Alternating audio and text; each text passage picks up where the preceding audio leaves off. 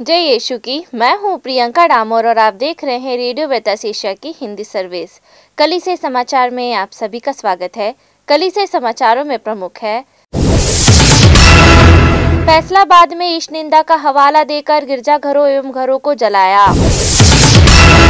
बलात्कार पीड़िता धर्म बहन 9 साल बाद फिर से अदालत में पेश हुई। कार्डिनल ने देश के गर्भपात कानून के खिलाफ मार्च फॉर लाइफ का नेतृत्व किया। धर्मांतरण के आरोप में 3 पास्टर और 2 अन्यों को गिरफ्तार किया गया। एर्नाकुलम के असंतुष्टों ने पॉप प्रतिनिधि की बहिष्कार की धमकी को खारिज कर दिया।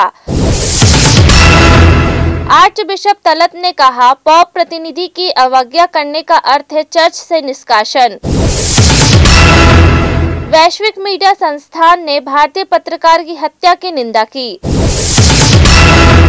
कैथलिक धर्म बहन ने दलित आदिवासी मुद्दों पर सर्वश्रेष्ठ रिपोर्टिंग के लिए पुरस्कार जीता।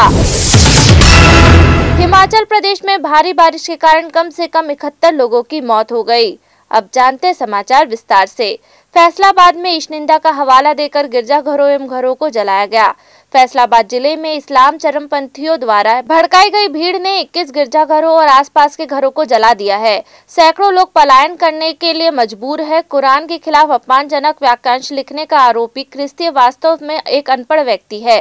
पाकिस्तान के कैथलिक धर्माध्यक्ष सम्मेलन के अध्यक्ष मोनसिन्योर अरसाद ने कहा, हमारे लोग सुरक्षित नहीं है। कानून और न्याय की प्रधानता को फिर से स्थगित करने के लिए इस हिंसा की पारदर्शिता की जांच की जाए। चरमपंथियों द्वारा उकसाई गई भीड़ ने 6 गिरजाघरों और लोगों के घरों पर हमला किया, जिससे स्थानीय क्रिस्ती समुदाय के लिए बहुत गंभीर स्थिति पैदा हो गई है। हमलों की शुरुआत कुरान की पवित्र पुस्तक को अपवित्र करने के शक से हुई है। बतलाया जा रहा है कि एक क्रिस्ती व्यक्ति जो अनपढ़ है, जिसने कुछ शब्द लिखे थे जिसे कुरान का अपमान समझा गया। बलात्कार पीड़िता धर्म बहन 9 साल बाद फिर से अदालत में पेश हुई। एक कैथलिक धर्म बहन जो सामूहिक बलात्कार से बच गई थी, 9 साल के अंतराल के बाद गवाही देने के लिए अदालत में वापस गई है। धर्म बहन मामले में 18 आरोपियों के खिलाफ सबूत देने के लिए 16 से 17 अगस्त को कटक में जिला और सत्र न्यायाधीश अदालत के सामने पेश हुई। हालांकि उसकी गवाही दर्ज नहीं की जा सकी क्योंकि उड़ीसा सरकार ने अभी तक उसके लिए कोई वकील नियुक्त नहीं किया। उम्मीद है कि सरकार द्वारा वकील नियुक्ति करने के बाद अदालत उसके बयान दर्ज करने के लिए एक और तारीख तय करेगी।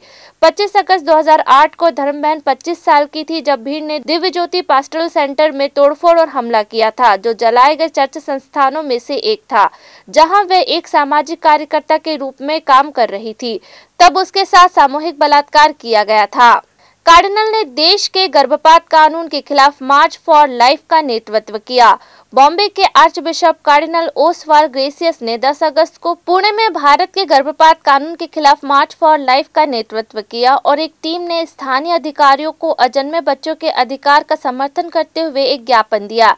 एक सार्वजनिक सभा और मार्च से पहले सेंट पैट्रिक कैथेड्रल हॉल में सुबह 10 बजे से दोपहर 12 बजे तक एक प्रदर्शनी आयोजित की गई। दिल्ली के महाधर्म प्रांत ने 10 अगस्त 2022 को जीवन के लिए पहले मार्च की मेजबानी की। नई दिल्ली के सेक्रेड हार्ट कैथेड्रल गोलडाक खाना के जंतर मंतर तक मार्च करते समय सभी उम्र के पुरुषों और महिलाओं ने जीवन समर्थक संकेत ले रखे थे। जीवन के उद्देश्य के प्रति प्रतिबद्धता की पुष्टि करने और गर्भपात से लेकर उसके प्राकृतिक समापन तक प्रत्येक मानव जीवन की गरिमा को बनाए रखने के लिए सभी को प्रोत्साहित करने के लिए होली सी के लोकधर्मी परिवार और जीवन के लिए डिकास्टरी ने कैथलिक करिश्माई नवीनीकरण अंतर्राष्ट्रीय सेवा की स्थापना की। धर्मांतरण के आरोप में 3 पास्टर और 2 अन्यों को गिरफ्तार किया गया। उत्तर प्रदेश में कथित तौर पर लोगों को ईसाई धर्म में परिवर्तित करने के लिए प्रलोभन देने के आरोप में 3 पास्टरों सहित 5 लोगों को गिरफ्तार किया गया और जमानत पर रिहा कर दिया गया। उत्तर प्रदेश में पुलिस ने 15 अगस्त को जौनपुर जिले के राजपुर गांव में 19 महिलाओं सहित 37 लोगों के खिलाफ कथित धर्मांतरण गतिविधियों की शिकायत दर्ज की। गिरफ्तार 5 को एक उप विभागीय मजिस्ट्रेट के सामने पेश किया गया, जिन्होंने उन्हें उसी शाम जमानत दे दी। पास्टर दिनेश कुमार ने 18 अगस्त को संभवतः ईसाई समुदाय राजपुर की दलित बस्ती में स्वतंत्रता दिवस के अवसर पर प्रार्थना सभा आयोजित कर रहा था। तभी एक पुलिस बल आया और 5 लोगों को गिरफ्तार कर लिया। पास्टर ने कहा कि रविवार और विशेष दिनों पर ईसाई प्रार्थना सेवाओं का आयोजन गांव में कोई नई बात नहीं है। हम इलाके में किसी को भी परेशान नहीं करते हैं और अब तक ग्रामीणों की ओर से कोई आपत्ति नहीं आई। अचानक हुई पुलिस छापेमारी से हमारे लोग सदमे में हैं। एर्नाकुलम के असंतुष्टों ने पॉप प्रतिनिधि की बहिष्कार की धमकी को खारिज कर दिया।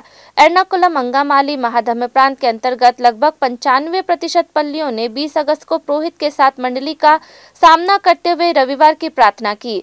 धर्मसभा पद्धति का पालन करने या बहिष्कार का सामना करने के पॉप प्रतिनिधि के आदेश को अस्वीकार कर दिया। एर्नाकुलम आर्चडायसिस ने आर्चबिशप सिरिल वासिल के प्रस्ताव को पूरी तरह से खारिज कर दिया है। सामान्य मोर्चा के एक प्रेस बयान में कहा गया है, जो सिरो मालाबार धर्मसभा द्वारा लगाए गए समान रीति की पवित्र मिस्सा अर्पित करने के खिलाफ विरोध प्रदर्शन का नेतृत्व करता है।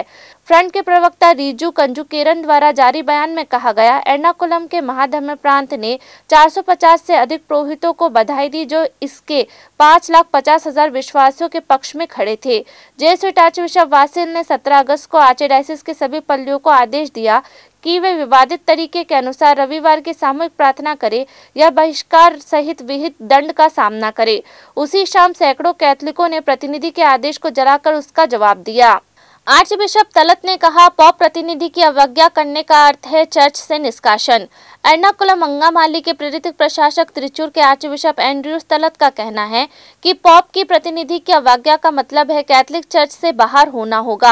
आर्चबिशप ने 20 अगस्त को कहा कि पॉप ने अपने प्रतिनिधि के माध्यम से महाधर्म प्रांत में पवित्र मिस्सा को लेकर लंबे समय से चले आ रहे विवाद पर अंतिम निर्णय की घोषणा की है।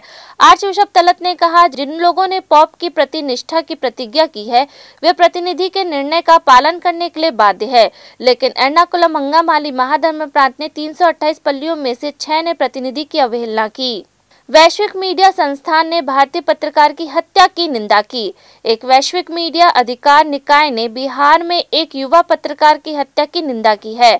प्रेस प्रतीक अभियान ने 18 अगस्त को हिंदी समाचार पत्र दैनिक जागरण से जुड़े विमल कुमार यादव की हत्या के पीछे के मकसद का पता लगाने और अपराधियों को कानून के तहत दंडनीय करने के लिए घटना की उच्च स्तरीय जांच की मांग की। 18 अगस्त को रानीगंज पुलिस स्टेशन के तहत प्रेम नगर इलाके में 38 वर्षीय पत्रकार की कम से कम 2 बदमाशों ने गोली मारकर हत्या कर दी थी। हत्यारों ने छोटी दूरी से यादव को निशाना बनाया और वहां से भाग निकले। यादव को नजदीकी अस्पताल ले जाया गया, लेकिन इलाज कर रहे डॉक्टरों ने उन्हें मृत घोषित कर दिया। यादव के छोटे भाई शशि भूषण की भी 2019 में अज्ञात बंदूकधारियों ने हत्या कर दी थी। कैथलिक धर्म बहन ने दलित आदिवासी मुद्दों पर सर्वश्रेष्ठ रिपोर्टिंग के लिए पुरस्कार जीता।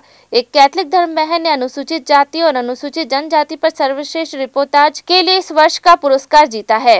वार्षिक पुरस्कार देने वाले इंडियन कैथलिक प्रेस एसोसिएशन का कहना है कि उसने प्रामाणिक रूप से और लगातार लोगों के अधिकारों की आवाज बनने के लिए सिस्टर रॉबिन्सी ए हेलन को चुना, खासकर गरीब दलितों के अधिकारों की आवाज जो शोषण और अन्याय के प्रति संवेदनशील है। Sister Helen messenger of magnificent मंडली की सदस्य ने दलित मुद्दों पर विभिन्न पत्रिकाओं और समाचार पोर्टल में नियमित रूप से योगदान दिया। उन्होंने पिछले 5 वर्षों में विभिन्न मुद्दों पर 150 से अधिक लेख लिखे। हिमाचल प्रदेश में भारी बारिश के कारण कम से कम 71 लोगों की मौत हो गई। हिमाचल प्रदेश में भूस्खलन और भारी बारिश के कारण कम से कम 71 लोगों की मौत हो गई है, जहां चर्च के अधिकारी को डर है कि मरने वालों की संख्या बढ़ सकती है। शिमला चंडीगढ़ के बिशप इग्नासियस लोयोला इवान मस्करनहास ने 17 अगस्त को बताया, मुझे डर है कि बचाव दल दूर दराज इलाके में पहुंचने पर हताहतों की संख्या बढ़ सकती है, क्योंकि उन्हें बारिश के कारण चुनौतियों का सामना करना पड़ रहा है। शिमला चीन की सीमा से सटा हुआ हिमाचल प्रदेश की राजधानी है। बिशप मस्करनहास ने कहा कि चर्च के अधिकारियों ने शिमला जिला कलेक्टर जिले के शीर्ष प्रशासनिक अधिकारियों से मुलाकात की है और उन्हें मदद का आश्वासन दिया है। इसी के साथ कलीसियाई समाचार समाप्त हुए। अगली बार फिर मुलाकात होगी नई खबरों के साथ। नमस्कार। रेडियो वेरितास एशिया आपके लिए लेकर आए हैं RVA mobile app. RVA mobile app पर हमारे विभिन्न प्रकार के कार्यक्रमों का लाभ लें, हमसे जुड़े और एशियाई ईसाईयत की आवाज का हिस्सा बने। आज ही ऐप स्टोर एवं प्ले स्टोर से RVA मोबाइल ऐप डाउनलोड करें।